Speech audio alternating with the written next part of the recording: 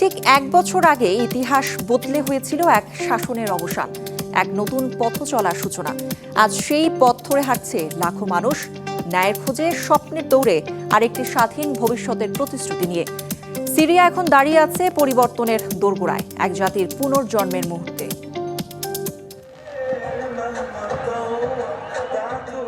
এক বছর আগে দামেস্কের হৃদয় পতন ঘটেছিল এক দীর্ঘ শাসনের। যে শহরের আকাশ একসময় ধোঁয়ায় ঢেকে থাকত, তা আজ ভরে উঠেছে আলো আর মানুষের উল্লাসে। সোমবার উমাইয়া স্কোয়ারের জানালায় সবুজ সাদা কালো জাতীয় পতাকা উড়িয়ে আতশবাজি ফুটিয়ে বিজয়ের বর্ষপূর্তি উদযাপন করতে দেখা গেছে সিরিয়াবাসীকে।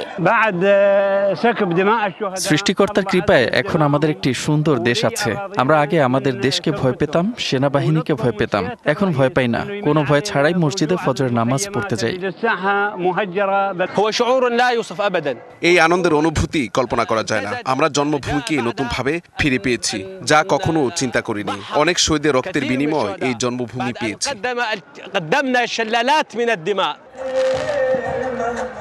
ঠিক এক বছর আগে ২০২৪ সালের ৮ই ডিসেম্বর দামেস্ক পতনের মধ্য দিয়ে ৬ দশকের বাদ পার্টির শাসনের অবসান ঘটে।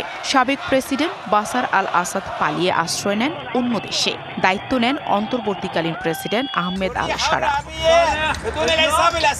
নতুন এবং ফিরে আসা গ্রাহকদের জন্য নগদে চলছে ক্যাশব্যাক সহ প্রতিদিন হাজারো উপহার জেতার সুযোগ। হবে আশা আর ফেরা, সারপ্রাইজ সেরা।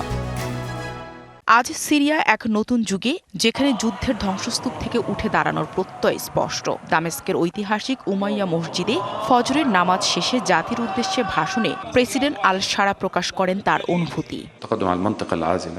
আমরা একটি শক্তিশালী সিরিয়া পুনর্নির্মাণ করব, ন্যায় ও সমতার ভিত্তিতে নতুন রাষ্ট্র গড়ে তুলব।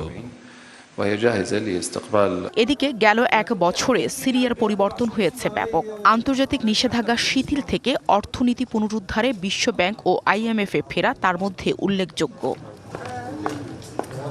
এছাড়া সরকারি কর্মচারীদের ন্যূনতম বেতন ৩ গুণ বৃদ্ধি পেয়েছে। একই সাথে কুখ্যাত সেডনায়া, মেজ্জে ও খতিব সহ বেশ কিছু কারাগার স্থায়ীভাবে বন্ধ করা হয়েছে।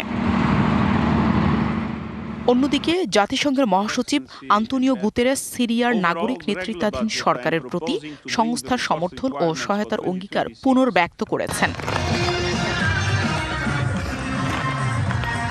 Nahida Rinthi, DBC news desk.